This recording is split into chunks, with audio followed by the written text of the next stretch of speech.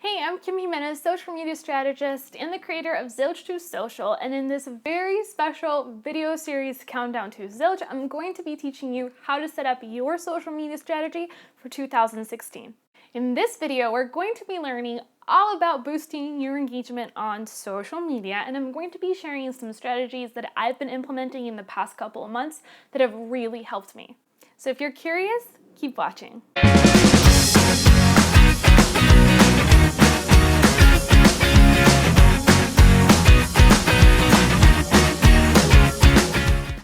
Alright guys, so it's super important, we all know that, to get more engagement, but I don't want you to get super caught up in getting tons and tons of engagement without actually turning those fans and followers into email subscribers.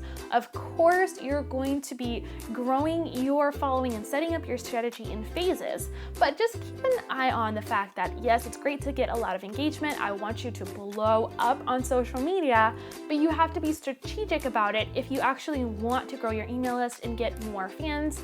Not more fans, more clients and make more sales. So when it comes to really growing your engagement, there's lots and lots of tips specifically tailored to whatever platforms you are on. But I'm going to give you some general tips that you should be using across the board, and then I'm going to get a little bit more specific on each platform. So big picture strategy, number one is to know your ideal audience. And to why we had that video number 2 in our sequence, I believe it was number 2, I might be wrong, maybe 3, all about finding your ideal client and learning more about them. Because if you don't get in their head, it's going to be super hard for you to create content that they resonate with. A lot of my clients say, oh, I'm not getting a lot of reach on Facebook. That's why people are not engaging, with my content. Or I don't have a lot of followers on Twitter, and that's why I don't have a lot of engagement. Or, I don't have a lot of followers on Pinterest, and that's why I'm not getting a lot of repins, and comments. And that's just not always true.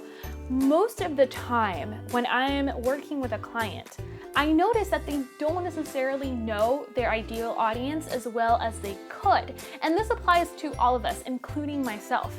I am constantly learning, constantly tweaking my strategies because I have new people that are coming into, my world from different social networks, and they're in different, stages in their business. They're from different walks of life. They have different objectives. And so it's important that you're always keeping this in mind. The better you understand who your ideal client is, the faster you're going to learn how to create content that really resonates with them.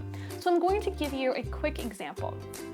In my business, I noticed that a lot of my clients definitely resonate with motivational quotes, right? And so that's something that's very general. Most everyone understands that quotes definitely, are a source of inspiration, get a lot of engagement. But for some reason, I wasn't getting as much engagement on some quotes, and then I was getting a ton of engagement on others. So I started to make subtle changes to the way I phrased my quotes. So instead of, just creating a quote that maybe was in third person, I would switch it up in first person. So people would actually share it because it sounded like they were saying that to their friends on Facebook. So what I want you to do is to take a look at what's already working in your business, what's already getting a lot of engagement on social media, right?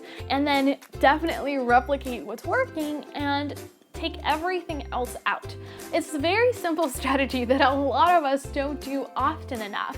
So maybe once a month you sit down and then take a look at your recent posts. Which ones were the most popular? Which ones, really didn't go over very well? And this is something you can do on Twitter as well. Buffer has a phenomenal analytics tool that really organizes your posts via popularity. So you can see which of your posts got the most retweets in the last 30 days, which ones got the most clicks, which ones got the most replies or likes, and that way you know what's popular, and then maybe you can publish that again, or you can replicate the type of post and publish it more often. So tiny tweaks like that make a huge difference.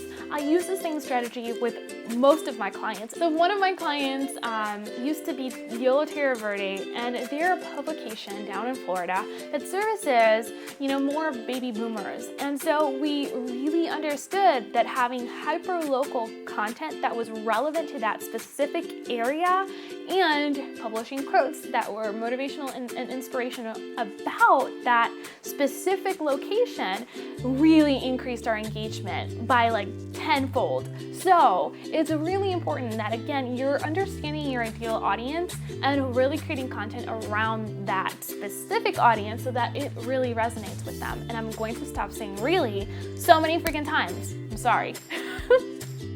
Okay, so big picture strategy number 3 is to partner up.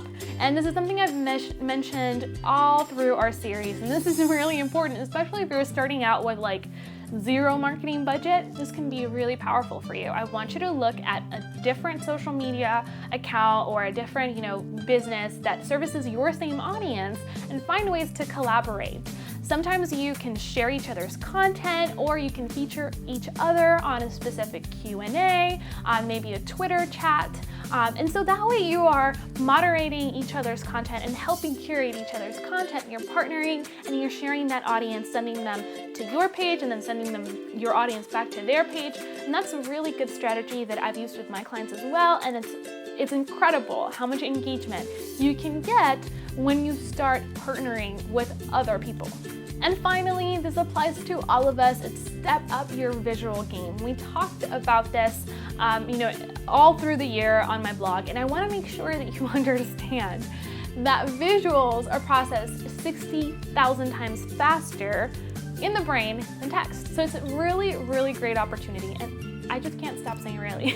It's a great opportunity to leverage your content and take it up to the next level, get more engagement when you are creating visuals that stand out from the crowd. You can do this by using free resources like Canva and PicMonkey. Canva also has a free design school if you want to go through that and really, get a better idea of what types of visuals resonate better. A great resource for this is also Donna Moritz. She has an awesome blog called Socially Sorted, and you should check out her blog. It's amazing. I'm going to link to it in the description below and in the resource section of the blog, so you can go over and read a little bit more about creating great graphics on social media. So I'm going to give you 3 or 4 rapid fire tips to increase your engagement on specific social networks. Number 1 is Facebook. If you're on Facebook, video is super, super hot. Share more video, whether it be your own video or a video that's already gone viral, maybe of a funny cat or whatever. It's going to increase your reach dramatically and it's going to get you more engagement. Share more video. Tip on Twitter is super important too. Definitely join a Twitter chat or at least follow a hashtag that's popular with your audience and start engaging. Twitter is all about conversation, okay? So if you're not taking 5 minutes every day or having your assistant or your VA help you with this, you need to have real conversations with people on Twitter if you really want to boost your engagement and increase your following. Super important.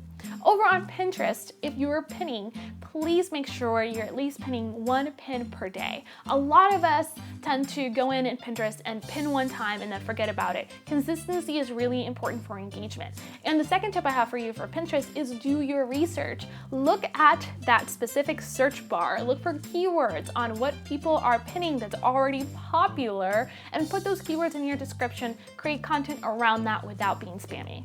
On Instagram, partner up with another account that already has a large following who might be willing to feature your content or at least tag your page on their content. So this is a good way to actually build a following and get more engagement, get more likes. So that's it for this video. I hope you found it helpful, and if you did, please give me a big thumbs up, share it with your entrepreneurial friends, and come over to KimberlyAnnJimenez.com/countdown to sign up for this Countdown to Zilch series. I can't wait to see you inside the VIP only dashboard. I'm sure you're going to get a lot out of it, and I can't wait to hear all about your insight and your success for 2016. Thank you so much for watching, and I will catch you next time on Kim TV.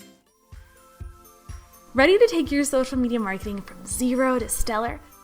Zilch to Social is here, and inside the course, I'll teach you how to get more engagement, grow your following, and get more leads.